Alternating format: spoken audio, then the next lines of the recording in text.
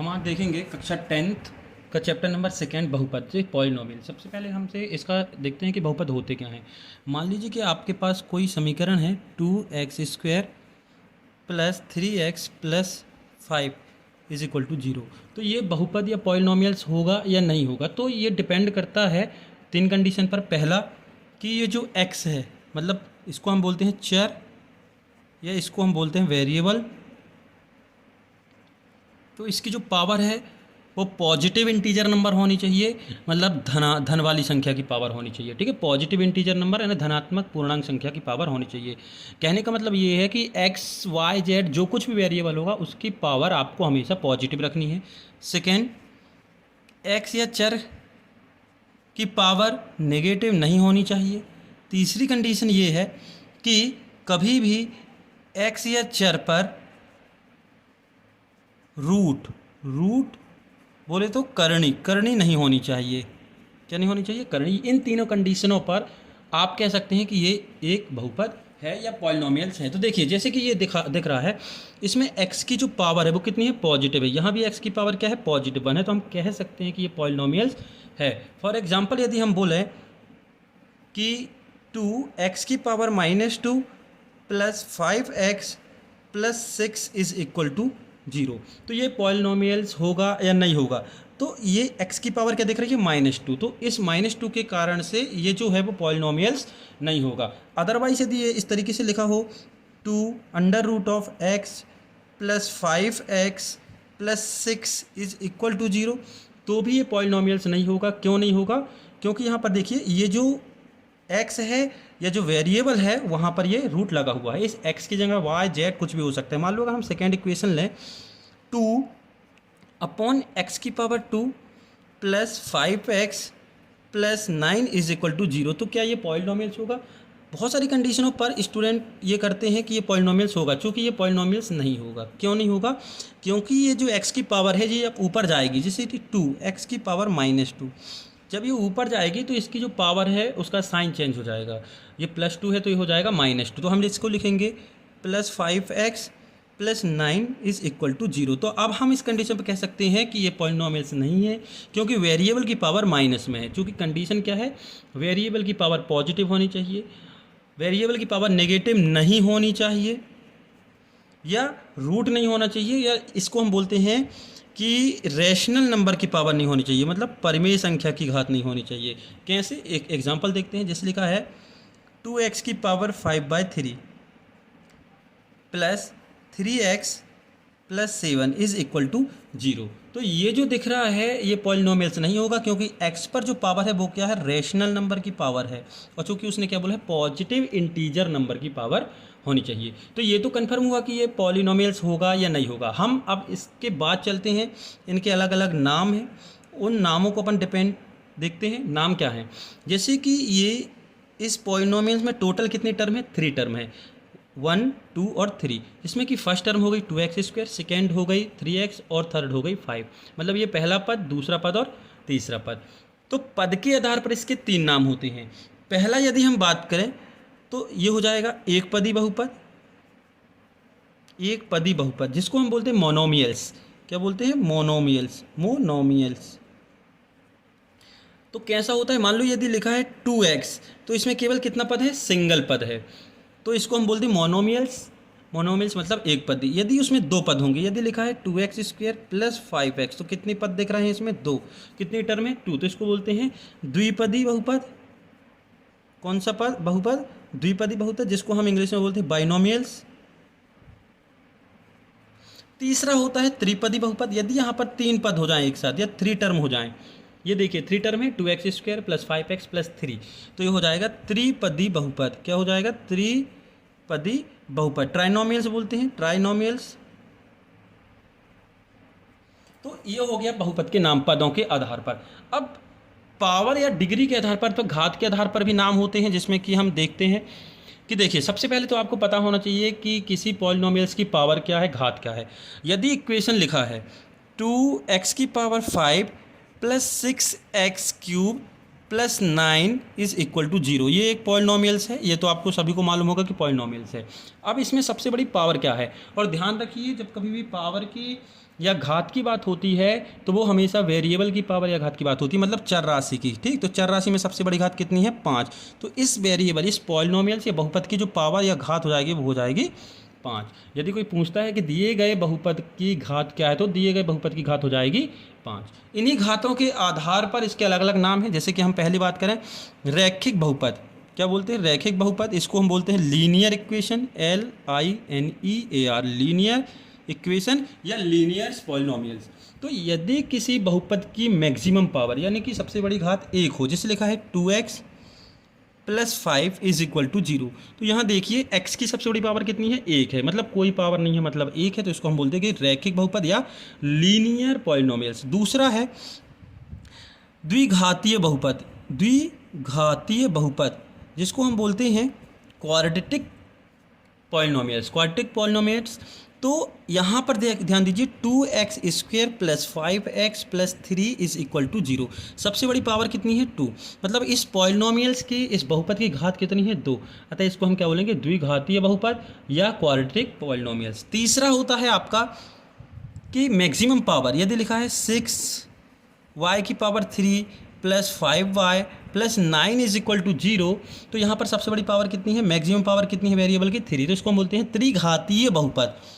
क्या बोलते हैं, त्रिघातीय बहुपद, त्रिघातीय बहुपद जिसको हम बोलते हैं क्यूबिक पॉलिनोमियल्स। क्या बोलते हैं, क्यूबिक पॉलिनोमियल्स, क्यूबिक पॉलिनोमियल्स। तो इतना आपको क्लियर हुआ कि पॉलिनोमियल्स क्या है और पॉलिनोमियल्स में कितने टर्म है, पावर क्या है, एक पदी द्विपदी के आधार पर क्या है, और ये लीनियर, द्विघाती और त्रिघाती क्या है। यदि आता है तो ये आपसे आ जाना चाहिए, ठीक है, जो कि एक्सरसाइज में यूज होने वाला है। चलो ठीक है, आगे बढ़ते हैं। यदि लिखा है कोई पॉलिनोमियल्स है 2y की power 3 plus 3y square plus 4y plus 9 is equal to 0, तो एक शब्द आता है कॉफिशिएंट, जिसको हम हिंदी में बोलते हैं गुणांक। क्या बोलते हैं, गुणांक, और इसको बोलते हैं कॉफिशिएंट, कॉफिशिएंट। ठीक, तो ये होते क्या हैं, कॉफिशिएंट या गुणांक होते हैं गुणे का अंक, यानी कि जिसके साथ जिसका मल्टीप्लाई है। अब कोई इक्वेशन है, इसमें पूछा है कि वाई क्यूब का कॉफिशिएंट क्या है, तो वाई क्यूब के साथ किसका मल्टीप्लिकेशन है, 2 का, तो वाई क्यूब का कॉफिशिएंट हो गया 2, या वाई क्यूब का गुणांक हो गया 2। वाई स्क्वायर का गुणांक क्या है, तो वाई स्क्वायर के साथ किसका मल्टीप्लाई है, 3 का। y का गुणांक क्या है, 4, क्योंकि 4 का मल्टीप्लाई है। तो इस तरीके से आपको बताना है कि कॉफिशिएंट ऑफ y स्क्वायर हो गया 3, coefficient of y is equal to हो गया 4, और ये होती है अचर राशि जिसको हम बोलते हैं कांस्टेंट वैल्यू। और हमेशा याद रखिएगा कि जो जनरल इक्वेशन होती है, जो व्यापक समीकरण होता है द्विघात का, वो होता है ax square plus bx plus c is equal to 0। क्या होता है, ax square plus B x plus c is equal to 0। तो कभी भी यदि आपसे a की वैल्यू पूछी जाती है तो जो a होगा वो होगा एक्स स्क्वायर का गुणांक। क्या होगा, एक्स स्क्वायर का गुणांक, मतलब कॉफिशिएंट ऑफ एक्स स्क्वायर। ये जो b होगा वो होगा x का गुणांक, x का गुणांक, और ये जो c दिख रहा है आपको, ये होगा हमेशा अचर राशि, मतलब से कांस्टेंट वैल्यू, अचर राशि। ये हो गया coefficient of x square, coefficient of x, और ये कांस्टेंट वैल्यू। अब यहाँ पर ध्यान दीजिए, कभी कभी होता क्या है, किस तरीके से इक्वेशन लिखा होता है, -7x plus 8 plus 3x square. तो आप जब इसको सॉल्व करेंगे तो इसको इस फॉर्मेट में नहीं लिखना है, किस में लिखना है, ax square plus B x plus C की, मतलब सबसे पहले सबसे बड़ी वाली पावर, उसके बाद उससे छोटी पावर, फिर उसके बाद से बिना x वाली टर्म। जैसे हम इसको लिखेंगे तो ये हो जाएगा 3x स्क्वायर माइनस 7x, ये x वाली term, plus 8 is equal to 0। अब इसको सॉल्व करना है, तो a हो गया 3, b हो गया -7 और c हो गया 8। अब हम करेंगे exercise exercise 2.2। Question number first है, निम्न द्विघात बहुपदों के शून्य ज्ञात कीजिए और शून्यकों तथा गुणांकों के संबंध की सत्यता की जांच कीजिए। मतलब से find the zeros and prove that there relation between zeros. तो जो रिलेशन है शून्यकों के बीच का, उनका संबंध की सत्यता की जांच करना है और आपको शून्य क्या जीरोस फाइंड करना है। तो हम करते हैं। यहाँ पर दिया हुआ है x square minus 2x minus 8, ये एक क्वाड्रेटिक इक्वेशन या फिर से जिसको बोले हम द्विघातीय समीकरण है, क्योंकि मैक्सिमम पावर कितनी है 2 है। हम इसको फैक्टराइजेशन मेथड के द्वारा सॉल्व करेंगे, जिसको बोलते हैं हिंदी में गुणनखंड विधि। तो ये लिखा है x square minus 2x minus 8 is equal to 0, क्योंकि शून्य का निकालना है तो वो हमेशा राइट हैंड में 0 रखकर ही निकाला जाएगा। आप देखिए हम करते क्या हैं, इस कांस्टेंट वैल्यू का एक्स स्क्वायर के कोफिशिएंट के साथ मल्टीप्लिकेशन, तो 8 का 1 के साथ करेंगे तो 8 आएगा। पहले तो आप ये पूरा उतार देंगे एक्स स्क्वायर, देखो ये क्या लिखा है 8, मतलब कांस्टेंट वैल्यू के साथ एक्स स्क्वायर के कोफिशिएंट का करेंगे तो एक्स स्क्वायर का जो गुणांक है वो 1 है, तो 8 के साथ 1 का करेंगे तो 8 एकम 8। तो हमें ऐसे दो नंबर चाहिए है कि जिसका गुणा करने पर 8 आना चाहिए और जोड़ने या घटाने पर 2 आना चाहिए। तो 4 दूनी 8, यानी कि 4 2 जा 8। देखिए ये हो गया आपका 4 इंटू 2, तो ये हो गया 8, और यदि आप 4 में से 2 घटाएंगे तो क्या आएगा 2, जो कि हमें यहाँ 2 चाहिए। अब एक चीज़ और कंफर्म कर लीजिए कि सब्ट्रैक्शन करने पर ये 2 आ रहा है, लेकिन यहाँ पर क्या चाहिए माइनस का, तो आप बड़े नंबर पर माइनस लगाइए, छोटे नंबर पर प्लस, तो यहाँ पर बचेगा माइनस का 2। तो आपके नंबर हो गए 4 और 2, तो इसको आप लिख लीजिए। तो ये हो गया आपका माइनस का 4x प्लस का 2x और ये उतार दिया अपन ने माइनस का 8 इज इक्वल टू 0। अब इन दोनों से कॉमन लेंगे तो ये आएगा x कॉमन, यहाँ बचेगा x और यहाँ बचा 4। यहाँ से अपन लेंगे प्लस का 2 कॉमन, तो यहाँ बचेगा x और यहाँ बचेगा 4 इज इक्वल टू 0। अब यहाँ पर 4 क्यों बचेगा, क्योंकि आप 8 को लिख सकते हैं, क्या लिख सकते हैं 4 गुणित 2। भाई यहाँ पर जो 8 है उसको लिख सकते हैं 4 गुणित 2, तो हम जब 2 कॉमन निकाल लेंगे तो यहाँ बचेगा 4। अब इस पूरे में से क्या कॉमन आएगा x माइनस 4, एक्स माइनस 4 यहाँ भी है और यहाँ भी है, तो कॉमन आ गया, तो यहाँ बचा x प्लस 2, कितना बचा x plus 2 is equal to 0।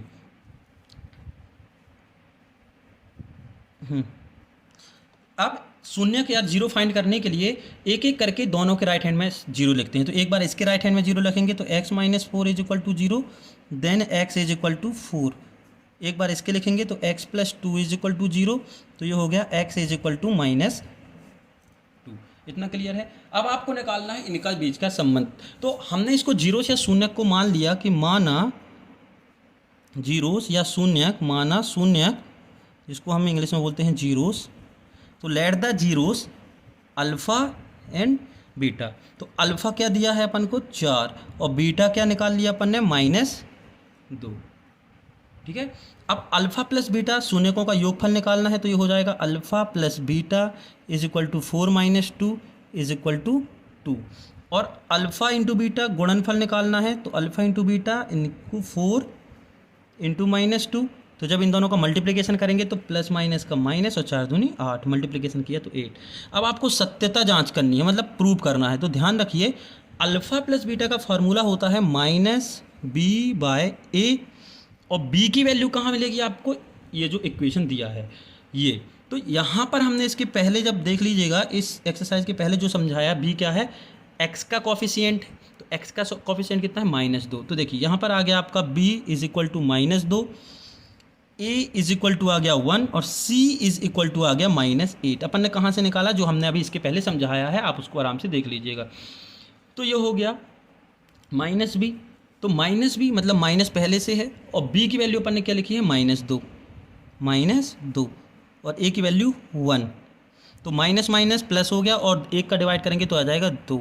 देखिए जब हमने यहाँ से सूत्र के द्वारा या फार्मूले के द्वारा किया है तो भी 2 आया है और यहाँ पर भी 2 आया है, तो ये सत्यता की जांच हो गई, प्रूव हो गया। इसी प्रकार अल्फ़ा इंटू बीटा होता है c/a, तो c की वैल्यू कितनी है -8 और a की वैल्यू है 1, तो ये आ जाएगा -8, तो ये भी -8 और ये भी -8, तो ये आपका प्रूव हो गया। तो आंसर जो है, आंसर आपका आ गया अल्फ़ा बराबर 4 और बीटा बराबर -2, मतलब 2 शून्य के 2 जीरोस आ गए, वो है 4 और -2। देखते हैं अगला क्वेश्चन। सेकेंड क्वेश्चन है 4s² - 4s + 1। तो हम फैक्टराइजेशन मेथड ही अप्लाई करेंगे। तो हम सबसे पहले समीकरण को लिख लें, 4s² - 4s + 1 is equal to 0। तो 4 के साथ 1 का मल्टीप्लाई करेंगे तो 4 1 जा 4, 4 एकम 4, 4s²। अब ऐसे दो नंबर जिसका मल्टीप्लाई करने पर 4 आता है और जोड़ने घटाने पर 4 आए, तो 2 नंबर हमें मिल गए हैं। कौन कौन से हैं, 2 into two is equal to 4 और minus two is equal to minus का 4। तो हम दोनों को माइनस में ले लेंगे तो ये हो जाएगा 2s माइनस 2s और ये +1 इज इक्वल टू 0।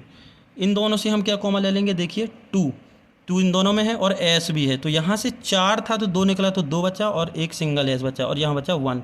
यहाँ से कुछ कॉमन नहीं है तो यहाँ से माइनस का 1 कॉमन ले लेंगे तो ये बचेगा 2s minus 1 is equal to 0। यहाँ पर ध्यान दीजिए, कभी भी यदि हम माइनस कॉमन लेते हैं तो अंदर के साइन चेंज हो जाते हैं। देखिए हमने यहाँ माइनस कॉमन लिया तो ये माइनस का प्लस हो गया और ये प्लस का माइनस, ये ध्यान रखिएगा। अब इन दोनों से हम फिर क्या कॉमन ले लेंगे, 2s माइनस 1, तो अंदर बचेगा 2s minus 1 is equal to 0। देखो 2s माइनस 1 कॉमन लिया तो यहाँ बचा 2s माइनस 1।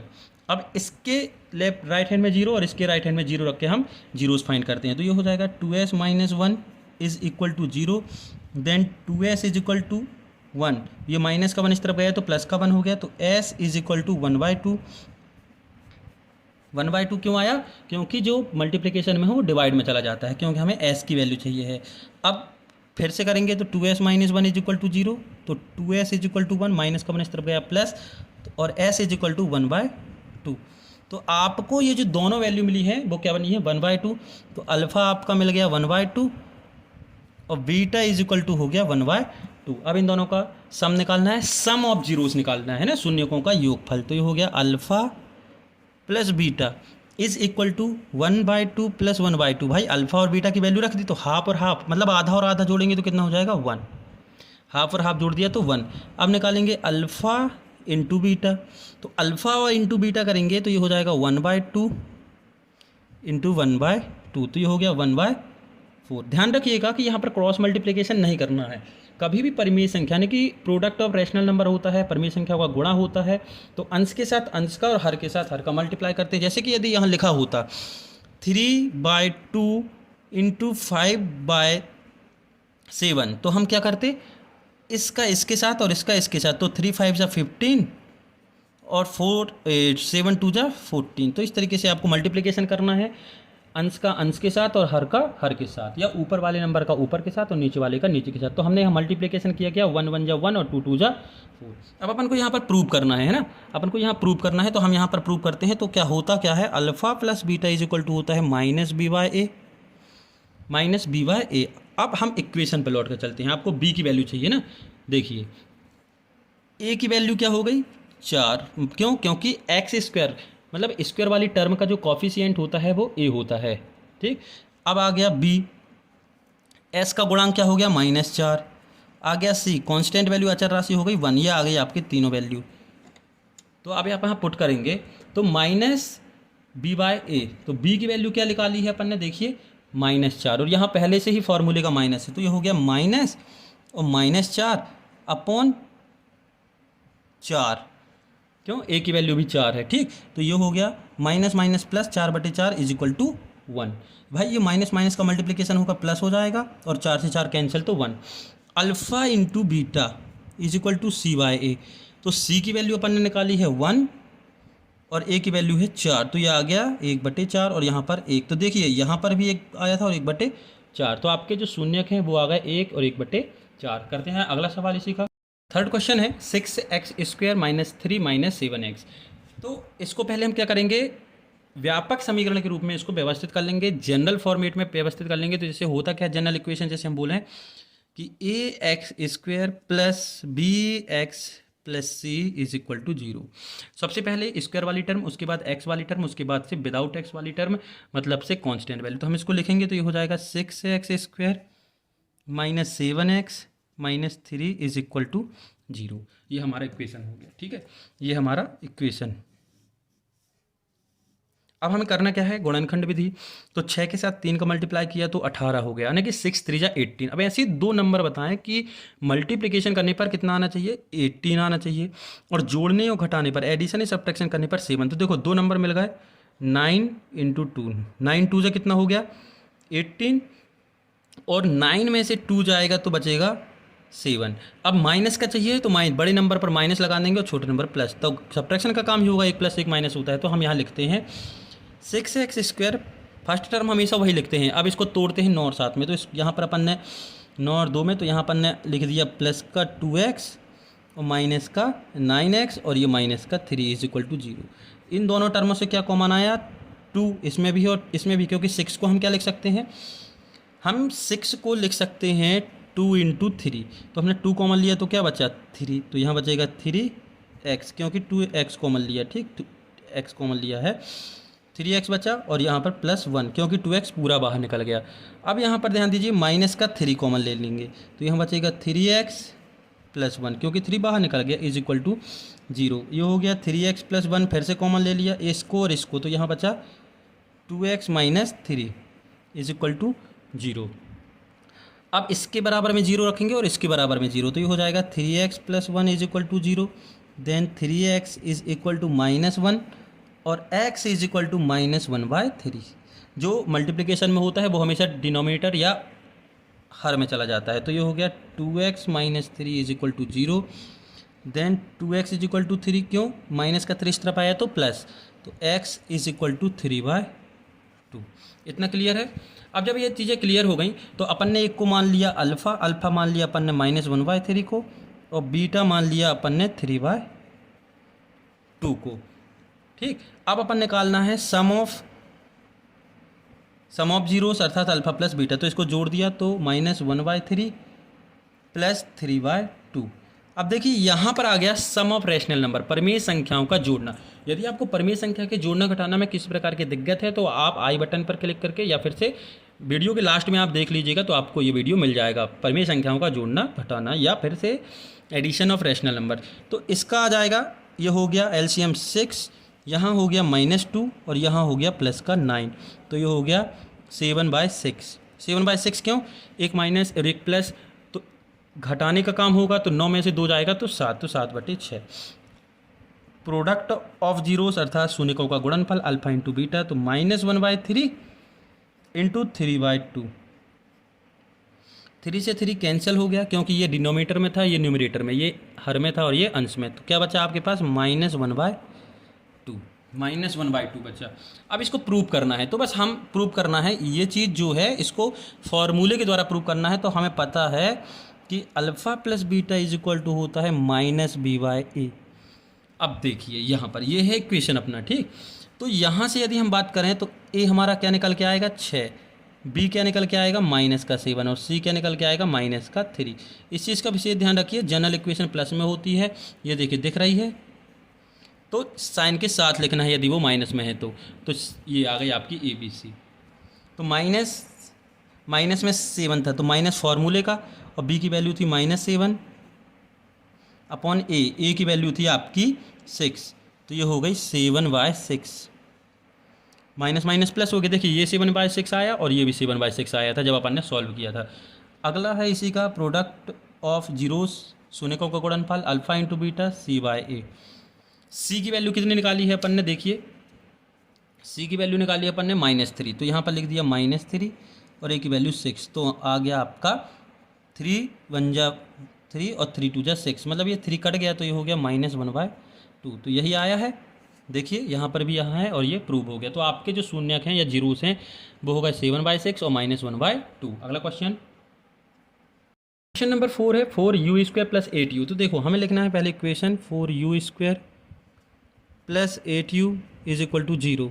यहाँ से देखिए कॉमन क्या आ रहा है, यहाँ से 4 कॉमन आ रहा है यहाँ भी, क्योंकि 8 को क्या लिख सकते हैं? 4 × 2, ठीक है। ये लिखना नहीं है लेकिन हम आपको बता रहे हैं, ये 4u है तो 8u है, तो 8 को क्या लिख सकते हैं? 4 × 2, तो 4 यहाँ से निकला और यहाँ से निकला, तो यहाँ u था तो u भी निकाल दिए, तो यहाँ बचा केवल u और यहाँ बचा केवल 2।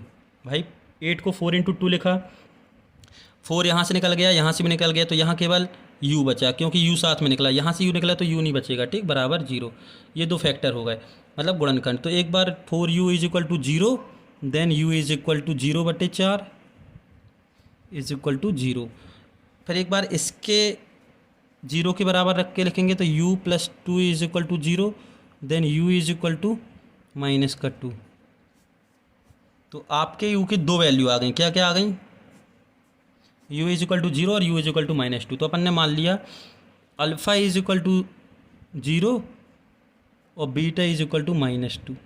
अब हम करेंगे सम ऑफ जीरोस, यानी कि शून्यकों का योगफल। तो ये हो गया alpha plus beta is equal to 0 plus minus two is equal to -2, ठीक है। उसके बाद alpha into beta, alpha into beta, तो क्या हो जाएगा, अल्फ़ा इंटू बीटा हो जाएगा आपका 0 इंटू -2, तो ये हो गया 0। भाई किसी भी नंबर के साथ 0 का मल्टीप्लाई करोगे तो वो 0 ही हो जाएगा। अब आपको प्रूव करना है, तो प्रूव करते हैं। Alpha plus beta is equal to होता है -b/a। ए बी सी की वैल्यू कहाँ से निकालेंगे, देखिए ये जो इक्वेशन है इसमें आपको कांस्टेंट वैल्यू तो दिखाई नहीं रही है, तो सबसे पहले तो ए दिख रहा है, तो ए आपका क्या है इसमें 4, बी क्या है इसमें 8, है ना, और सी तो है ही नहीं है, तो सी हो गया 0। भाई सी वाली टर्म है ही नहीं है इसमें, तो सी 0 हो गया। तो माइनस, तो ये हो गया माइनस, और बी की वैल्यू अपन की आई है 8, तो ये हो गई 8, और ए की वैल्यू आई है 4, तो ये, और 4 से ये कितनी बार 2 टाइम कटा, 4 दूनी 8 है, 4 2 8, तो माइनस का 2। देखो यहाँ -2 आया था और यहाँ भी -2 आया था, प्रूव हो गया। अल्फ़ा इंटू बीटा c/a, तो c/a, सी की वैल्यू कितनी आई है 0, तो 0/4 इज इक्वल टू 0, तो ये भी 0 आया और ये भी 0, तो प्रूव हो गया। तो आपके जो शून्यक हैं वो हो गए अल्फ़ा बराबर -2 और बीटा बराबर 0, ये आपके आंसर। नेक्स्ट है 5वां, t² -15, बहुत ईजी है। जैसे हम इसको लिखना चाहें तो ये हो जाएगा आपका t² -15। यहाँ पर एक आइडेंटिटी बनेगी, ये जो 15 है इसको हम लिख सकते हैं t² -√15 का स्क्वायर। क्यों? क्योंकि √15 का स्क्वायर करोगे तो 15 ही मिलेगा। अब यहाँ पर एक आइडेंटिटी जो कि क्लास 9th में चैप्टर 2 में आपने पढ़ी है, सर्वसमीका, होती क्या है, होती है x² -y² is equal to x - y और x + y।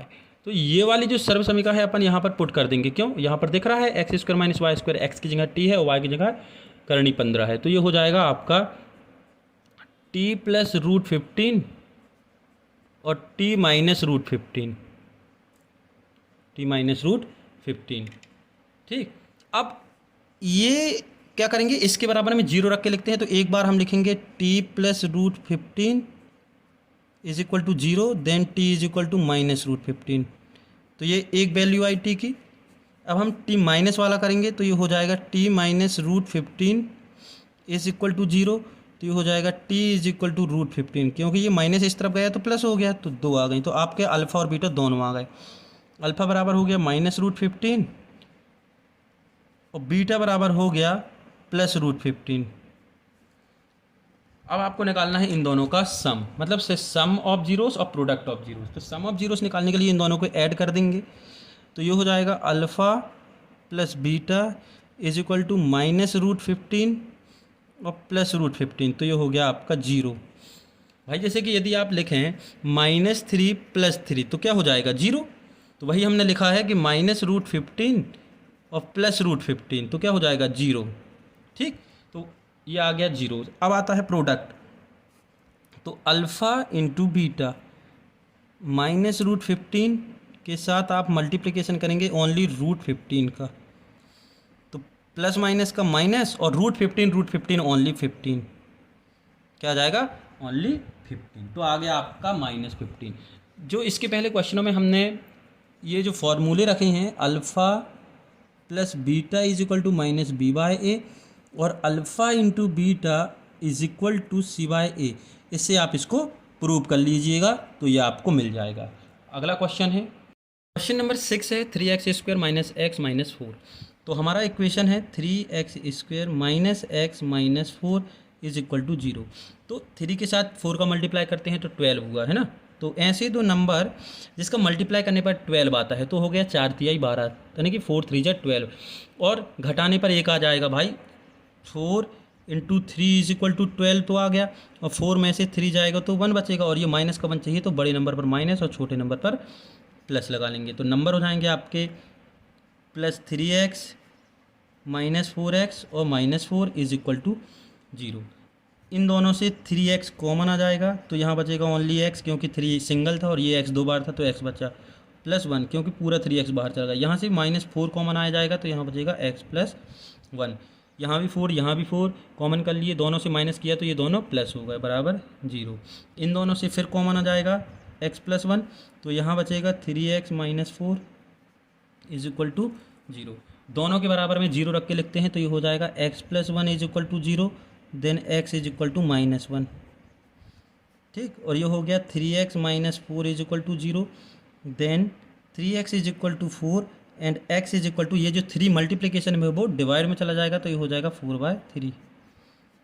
इसको अपन नाम दे देते हैं शून्यकों को, अर्थात से 0 को यदि आप नाम देना चाहें तो नाम दे सकते हैं। नाम हो जाएगा आपका alpha, alpha is equal to -1 और बीटा इज इक्वल टू 4/3। हमें निकालना है सम ऑफ जीरोस। क्या निकालना है? सम ऑफ जीरोस। तो सम ऑफ जीरोस निकालने के लिए, यानी कि शून्यकों का योगफल निकालने के लिए इन दोनों शून्य को जोड़ देंगे। तो alpha plus beta is equal to -1 plus 4/3 is equal to, इसके डिनोमीटर में कुछ नहीं है तो 1, तो हो जाएगा ये एडिशन ऑफ रैशनल नंबर, परिमेय संख्याओं का योग।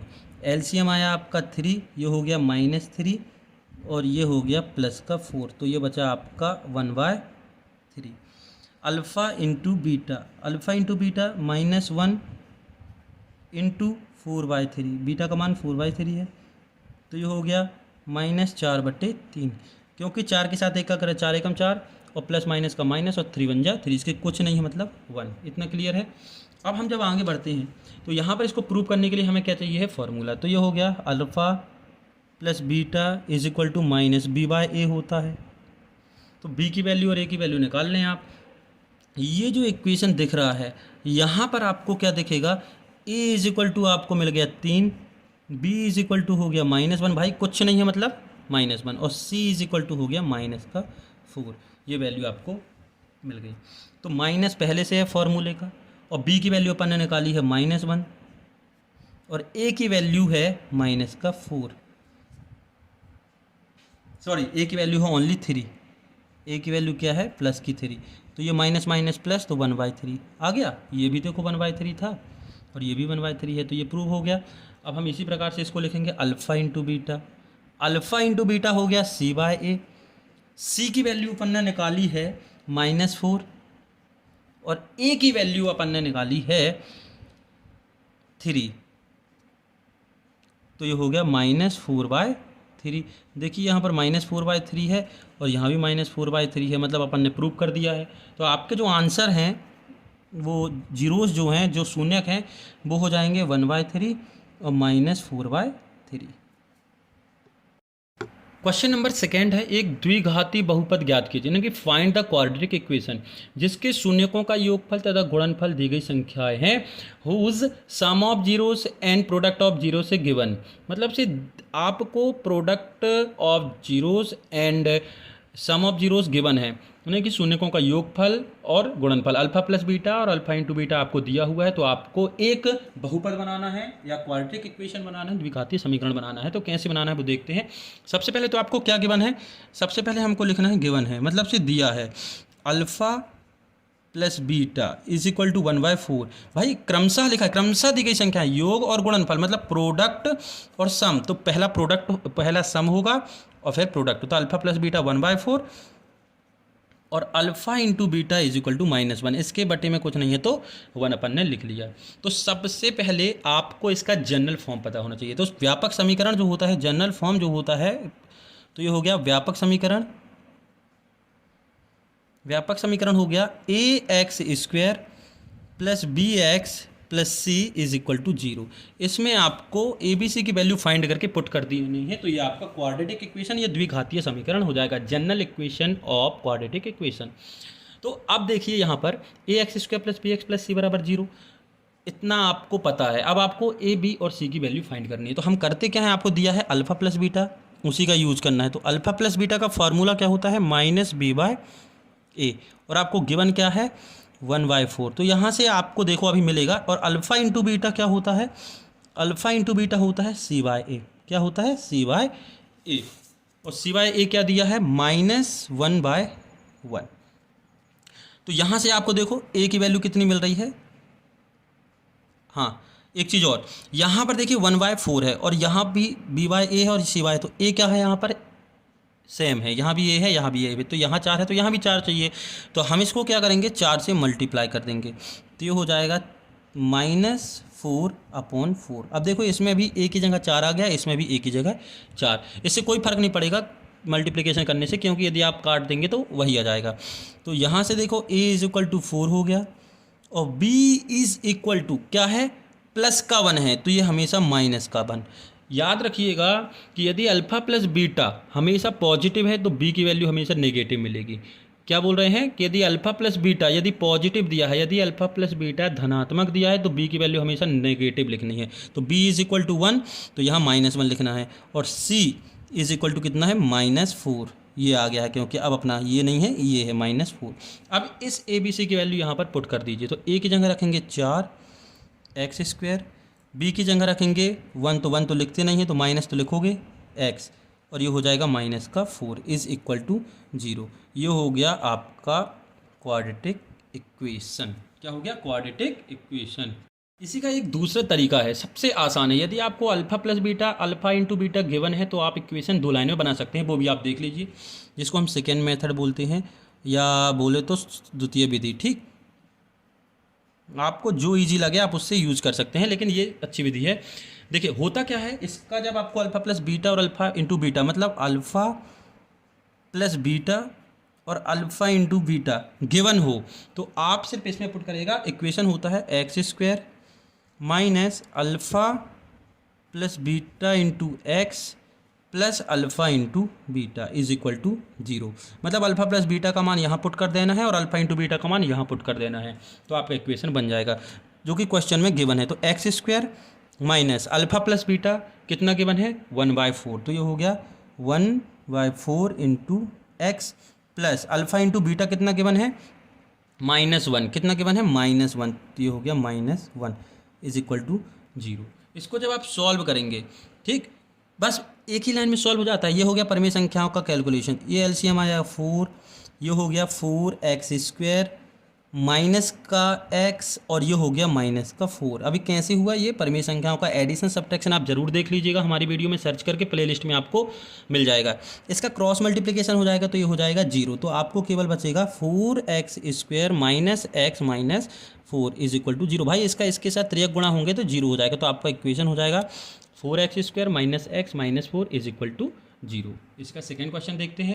सेकेंड क्वेश्चन है अल्फ़ा प्लस बीटा है √2 और अल्फ़ा इंटू बीटा 1/3। तो हम लिख लेते हैं सबसे पहले तो यहाँ कि अल्फ़ा मतलब से सम ऑफ जीरोस दिया है √2, इसके डिनोमीटर में कुछ नहीं है मतलब 1 है। अल्फ़ा इंटू बीटा आपको क्या गिवन है, 1/3। अब यहाँ पर ध्यान दीजिएगा, ठीक है, यहाँ पर क्या है 3। हम देखो आगे चल के सॉल्व करते हैं, यहाँ भी 3 चाहिए तो अपन यहाँ ने 3 का मल्टीप्लिकेशन कर लिया तो ये हो गया 3√2/3। सीधी सी बात यह है कि अल्फ़ा प्लस बीटा और अल्फ़ा इंटू बीटा दोनों के डिनोमिनेटर में या हर में ए होता है, तो ए सेम होना चाहिए। तो यदि एक जगह सेम नहीं है तो ऊपर नीचे अपन उस नंबर का मल्टीप्लाई कर लेते हैं। अब हमें मालूम है कि अल्फ़ा प्लस बीटा होता क्या है, -b/a, और यहाँ पर क्या गिवन है 3√2/3। Alpha into beta is equal to होता है c/a, और यहाँ अल्फ़ा इंटू बीटा का मान कितना दिया है, 1/3। ठीक है, तो अब यहाँ से देखिए a की वैल्यू आ गई 3, यहाँ भी, और b की वैल्यू आ गई, ये प्लस में है, ठीक है, अल्फ़ा प्लस बीटा की वैल्यू प्लस में है तो b हमेशा नेगेटिव होगा, तो ये हो जाएगा -3√2, और c की वैल्यू आ गई आपकी 1, और जनरल फॉर्म क्या होता है, ax² plus bx plus c is equal to 0। Value put कर दें, a की वैल्यू 3 पुट करेंगे तो ये हो जाएगा 3x², b की वैल्यू ये करेंगे तो ये हो जाएगा -3√2x plus 1 is equal to 0। ये आपका इक्वेशन आ गया। क्लियर। थर्ड है 0 और √5 दिया, हम इसके डिनोमिनेटर में या हर में कुछ नहीं है तो अपन 1 लिख सकते हैं। तो सबसे पहले हमें गिवन है अल्फ़ा प्लस बीटा, है ना, 0/1, और अल्फ़ा इंटू बीटा मतलब से √5/1, और हमें मालूम है कि अल्फ़ा प्लस बीटा होता क्या है, अल्फ़ा प्लस बीटा होता है -b/a, और यहाँ पर कितना दिया है अपन को, 0/1। ठीक है, अल्फ़ा इंटू बीटा का फॉर्मूला क्या होता है, c/a, और क्वेश्चन में क्या गिवन है, √5/1। ठीक, तो अब हम यहाँ लिखते हैं a की वैल्यू कितनी है, दोनों जगह 1 है। b की वैल्यू कितनी है 0, 0 के साथ कोई साइन नहीं लिखना है। c की वैल्यू कितनी है √5, कितनी है √5। जनरल इक्वेशन क्या होता है, जनरल फार्मूला होता है आपका सामान्य समीकरण ax² + bx + c = 0। a का मान रख दिए तो x², a का 1 रखेंगे, 1 तो लिखते नहीं है, प्लस b के जगह 0, 0 × x प्लस c की जगह रखेंगे √5। तो ये आपका इक्वेशन हो गया। और चाहो तो आप इसको और सरल कर सकते हैं, 0 वाली टर्म नहीं लिखनी है तो नहीं लिखिएगा, तो आपका हो जाएगा x² + √5 = 0। यह आपका हो गया क्वाड्रेटिक इक्वेशन या द्विघातीय समीकरण। ठीक है। इसी को यदि हम सेकेंड मेथड से जो बताना चाहें, अल्फा प्लस बीटा दिया है और अल्फा इंटू बीटा ये दिया है, अल्फा प्लस बीटा और अल्फा इंटू बीटा। तो हमने अभी बताया था सेकेंड मेथड में, जब फर्स्ट क्वेश्चन में, कि होता क्या है x² minus alpha plus beta into x plus alpha into beta. तो आपको वैल्यू किसकी रखनी है, अल्फा प्लस बीटा और अल्फा इंटू बीटा की, तो हम रख देते हैं। तो ये हो गया x² minus alpha plus beta कितना दिया है 0, तो 0 × x plus alpha into beta कितना दिया है √5, तो ये हो गया √5 = 0। तो आप सिर्फ लिख सकते हैं x² + √5 = 0। ये हो गया आपका क्वाड्रेटिक इक्वेशन। देखिए ये भी इजी है, बहुत ईजी है, थोड़ी सी समझने की बात है। करते हैं हम अगला क्वेश्चन इसी का। क्वेश्चन है 4th 101, मतलब अल्फा प्लस बीटा = 1 और अल्फा इंटू बीटा = 1। तो हम सीधे सेकेंड मेथड से कर दें तो होता क्या है x² minus alpha plus beta into x plus alpha into beta = 0। x² alpha plus beta की जगह 1 रखना है तो only x, alpha plus beta की जगह 1 रखना है तो केवल 1। तो ये हो गया आपका इक्वेशन। इसी का हम करते हैं पांचवा। दिया है इसमें -1/4 और 1/4। ठीक है। तो अल्फा प्लस बीटा, मतलब फर्स्ट नंबर हमेशा अल्फा प्लस बीटा दिया है, क्वेश्चन में बोला है, तो -1/4 और अल्फा इंटू बीटा आपका दिया है 1/4। होता क्या है अल्फा प्लस बीटा = -b/a और b/a दिया है आपको -1/4। अल्फा इंटू बीटा होता है आपका c/a और c/a दिया है 1/4। तो यहाँ से जब आप कंपेयर करेंगे तो a की वैल्यू = 4, भाई a की वैल्यू यहाँ भी 4, a की वैल्यू यहाँ भी 4, एंड b की वैल्यू क्या आ गई -1 है, तो हमेशा वैल्यू पॉजिटिव। अभी बताया था कि यदि अल्फा प्लस बीटा यदि नेगेटिव है तो b हमेशा पॉजिटिव होगा, अल्फा प्लस बीटा यदि पॉजिटिव है तो b हमेशा नेगेटिव होगा।